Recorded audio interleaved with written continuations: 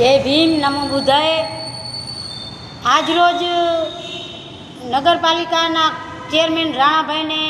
અહીંયા નગરના નાકામાં પડદો મારેલ છે ટાવર ઉપર, અને હું પડદા મારતી હતી ટાવર ઉપર, તો મને ચોખ્ખી મનાઈ કરી હતી કે અહીંયા કોઈ ટાવર ઉપર કોઈનો પડદો નહીં લગાવવામાં આવે, તારો પડદો એ તું નહીં લગાડતી, ગમે અહીંયા બીજે લગાડ, બાકી ટાવર ઉપર લાગવામાં નહીં આવે પડદો। તો મેં કીધું કેમ ભાઈ તમે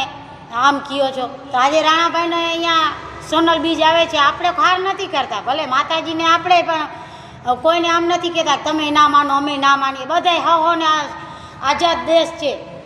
બાબા સાહેબે ચોખ્ખું હોય ચોખ્ખું કીધું જ છે, આઝાદ દેશ તે હાહોની મન પડે હાવ માની શકે કરી શકે,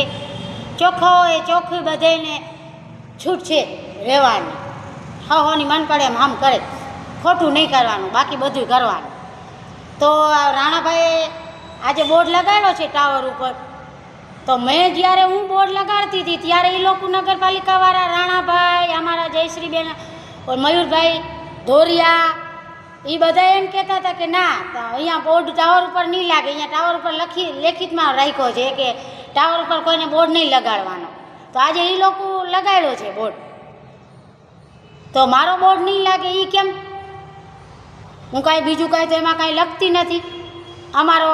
છે હક એમાં અમે લખીએ છીએ કે અમે કાયમી એટલા 30-40 વર્ષથી અમારી બાયું કામ કરે છે, ઓર્ડર આવી ગયા છે, લેબર કોર્ટમાંથી કેસ જીતી ગયા છે, એ છે કે અમને કાયમી કરો, આટલા વર્ષોથી આ કામ કરીએ છીએ, બધાને કાયમી કર્યા, તો અમને કેમ નહીં, દલિતની બહેનોને કેમ નહીં, કે અમારે દબારલ કચરાવલ એવી રીતે જ અમારે રહેવાનું છે,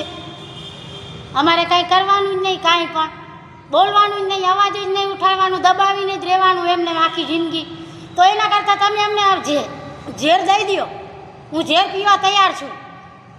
બાકી અવાજ તો ઉઠાડશે, હક માટે અમે અવાજ ઉઠાડીએ છીએ,